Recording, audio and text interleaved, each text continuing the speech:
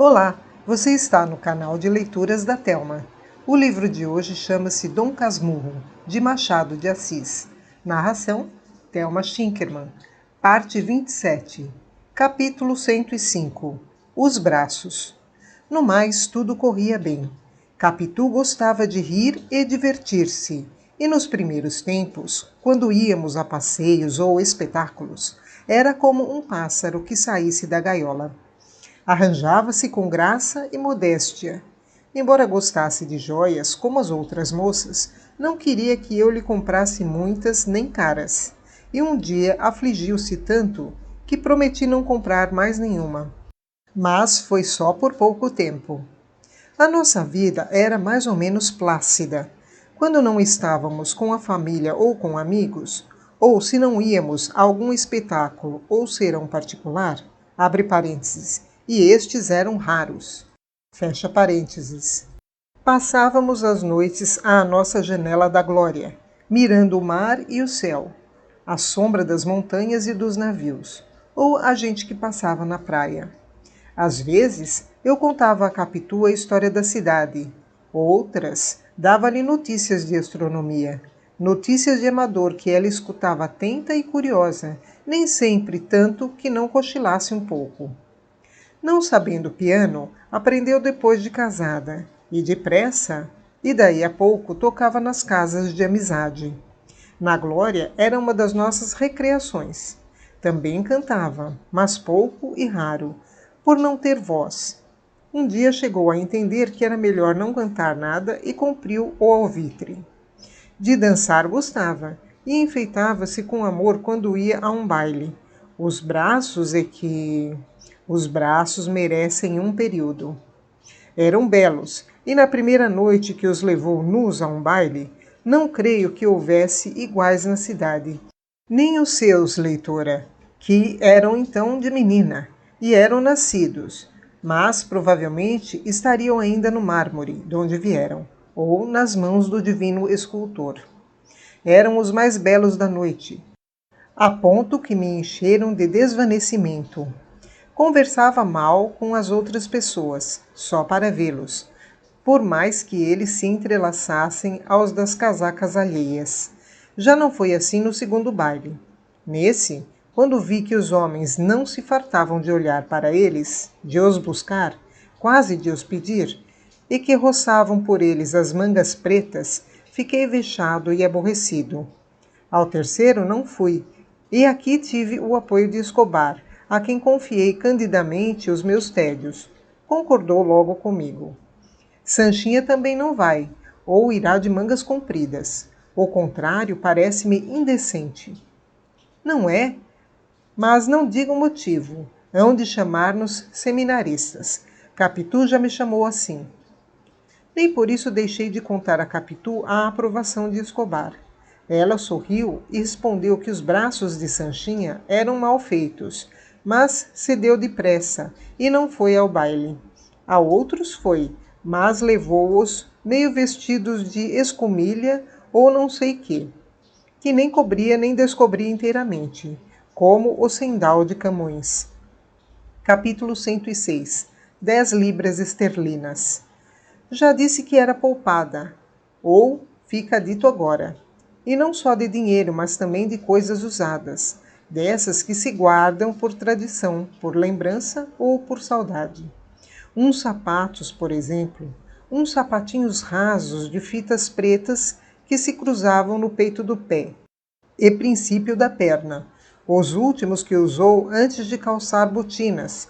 Trouxe-os para casa e tirava-os de longe em longe da gaveta da cômoda, com outras velharias, dizendo-me que eram pedaços de criança.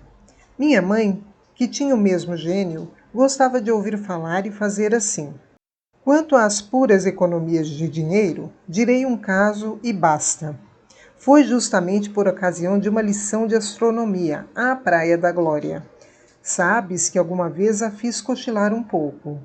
Uma noite perdeu-se em fitar o mar, com tal força e concentração que me deu ciúmes.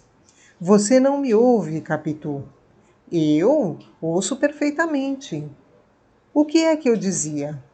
Você Você falava de Sírios. Qual Sírios, Capitu? Há 20 minutos que eu falei de Sírios. Falava de... Falava de Marte, emendou ela apressada. Realmente, era de Marte. Mas é claro que só apanhara o som da palavra, não o sentido. Fiquei sério e o ímpeto que me deu foi deixar a sala. Capitu, ao percebê-lo, fez-se a mais mimosa das criaturas, pegou-me na mão, confessou-me que estivera contando, isto é, somando uns dinheiros para descobrir certa parcela que não achava. Tratava-se de uma conversão de papel em ouro. A princípio supus que era um recurso para desenfadar-me, mas daí a pouco estava eu mesmo calculando também, já então com papel e lápis, sobre o joelho, e dava a diferença que ela buscava. Mas que libras são essas? Perguntei-lhe no fim. Capitu fitou-me rindo e replicou que a culpa de romper o segredo era minha. Ergueu-se, foi ao quarto e voltou com 10 libras esterlinas na mão. Eram as sobras do dinheiro que eu lhe dava mensalmente para as despesas. Tudo isso? Não é muito, 10 libras só. É o que a avarenta de sua mulher pôde arranjar em alguns meses, concluiu fazendo tinir o ouro na mão. Quem foi o corretor? O seu amigo Escobar. Como é que ele não me disse nada? Foi hoje mesmo. Esteve cá? Pouco antes de você chegar. E eu não disse para que você não desconfiasse. Tive vontade de gastar o dobro do ouro em algum presente comemorativo, mas Capitu deteve-me. Ao contrário, consultou-me sobre o que havíamos de fazer daquelas libras. São suas, respondi. São nossas, emendou. Pois você guarde-as. No dia seguinte fui ter com Escobar ao armazém e ri-me do segredo de ambos. Escobar sorriu e disse-me que estava para ir ao meu escritório contar-me tudo.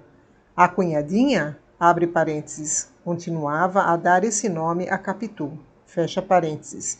Tinha-lhe falado naquilo por ocasião da nossa última visita a Andaraí e disse-lhe a razão do segredo.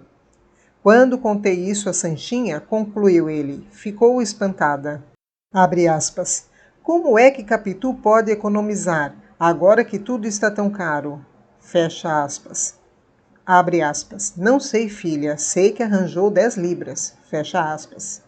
Vê se ela aprende também. Não creio. Sanchinha não é gastadeira, mas também não é poupada. O que lhe dou chega, mas só chega. Eu, depois de alguns instantes de reflexão. Capitu é um anjo. Escobar concordou de cabeça, mas sem entusiasmo, como quem sentia não poder dizer o mesmo da mulher. Assim pensarias tu também. Tão certo é que as virtudes das pessoas próximas nos dão tal ou qual vaidade, orgulho ou consolação. Capítulo 107. Ciúmes do mar. Se não fosse a astronomia, não descobriria eu tão cedo as 10 libras de Capitu. Mas não é por isso que torno a ela. É para que não cuides que a vaidade de professor é que me fez padecer com a desatenção de Capitu e ter ciúmes do mar. Não, meu amigo. Venho explicar-te que tive tais ciúmes pelo que podia estar na cabeça de minha mulher, não fora ou acima dela. É sabido que as distrações de uma pessoa podem ser culpadas, metade culpadas, 1/3, 1/5, 1/10 de culpadas, pois que em matéria de culpa a graduação é infinita. A recordação de uns simples olhos basta para fixar outros que os recordem e se deleitem com a imaginação deles. Não é mister pecado efetivo e moral, nem papel trocado, simples palavra, aceno, suspiro ou sinal ainda mais miúdo e leve. Um anônimo ou anônima que passe na esquina da rua faz com que metamos Sírios dentro de Marte. E tu sabes, leitor, a diferença que há de um a outro na distância e no tamanho, mas a astronomia tem dessas confusões. Foi isso que me fez empalidecer, calar e querer fugir da sala para voltar, Deus sabe quando, provavelmente 10 minutos depois. 10 minutos depois estaria eu outra vez na sala, ao piano ou à janela, continuando a lição interrompida. Marte está à distância de... Tão pouco tempo? Sim, tão pouco tempo, 10 minutos. Os meus ciúmes eram intensos, mas curtos. Com pouco derrubaria tudo, mas com o mesmo pouco ou menos reconstruiria o céu, a terra e as estrelas. A verdade é que fiquei mais amigo de Capitu, se era possível. Ela ainda mais meiga, o ar mais brando, as noites mais claras, e Deus mais Deus. E não foram propriamente as 10 libras esterlinas que fizeram isso, nem o sentimento de economia que revelavam a que eu conhecia, mas as cautelas que Capitu empregou para o fim de descobrir-me um dia o cuidado de todos os dias. Escobar também me fez mais pegado ao coração. As nossas visitas foram se tornando mais próximas e as nossas conversações mais íntimas. Capítulo 108. Um filho. Pois nem tudo isso me matava a sede de um filho, um triste menino que fosse amarelo e magro, mas um filho próprio da minha pessoa. Quando íamos a Andaraí e víamos a filha de Escobar e Sancha, familiarmente Capituzinha, por diferenciá-la de minha mulher, visto que lhe deram o mesmo nome à pia, ficávamos cheios de invejas. A pequena era graciosa e gorducha, faladeira e curiosa. Os pais, como os outros pais, contavam as travessuras e agudezas da menina, e nós, quando voltávamos à noite para a glória, vínhamos suspirando as nossas invejas e pedindo mentalmente ao céu que nos lá matasse. As invejas morreram, as esperanças nasceram, e não tardou que viesse ao mundo o fruto delas. Não era escasso nem feio, como eu já pedia, mas um rapagão robusto e lindo. A minha alegria quando ele nasceu, não sei dizê-la. Nunca a tive igual, nem creio que a possa haver idêntica, ou que de longe ou de perto se pareça com ela. Foi uma vertigem e uma loucura. Não cantava na rua por natural vergonha, nem em casa para não afligir Capitu convalescente. Também não caía, porque há um Deus para os pais novos. Fora, vivia com o espírito no menino. Em casa, com os olhos, a observá-lo, a mirá-lo, a perguntar-lhe de onde vinha. É porque é que eu estava tão inteiramente nele, e várias outras tolices sem palavras, mas pensadas ou deliradas a cada instante. Talvez perdi algumas causas no foro por descuido. Capitu não era menos terna para ele e para mim. Dávamos as mãos um ao outro e, quando não olhávamos para o nosso filho, conversávamos de nós, do nosso passado e do nosso futuro. As horas de maior encanto e mistério eram as de amamentação. Quando eu vi o meu filho chupando o leite da mãe, e toda aquela união da natureza para a nutrição e vida de um ser que não fora nada, mas que o nosso destino afirmou que seria, e a nossa constância e o nosso amor fizeram que chegasse a ser, ficava que não sei dizer nem digo. Positivamente não me lembra, e receio que o que dissesse me saía escuro. Escusai minúcias, assim que não é preciso contar a dedicação de minha mãe e de Sancha, que também foi passar com Capitu os primeiros dias e noites. Quis rejeitar o obséquio de Sancha. Respondeu-me que eu não tinha nada com isso. Também Capitu, em solteira, fora tratá-la à Rua dos Inválidos. Não se lembra que o senhor foi vê-la lá? Lembra-me, mas Escobar... Eu virei jantar com vocês e às noites sigo para Andaraí. 8 dias e está tudo passado. Bem se vê que você é pai de primeira viagem. Também você. Onde está a segunda? Usávamos então estas graças em família. Hoje que me recolhi à minha casmurrice, não sei se ainda há tal linguagem, mas deve haver.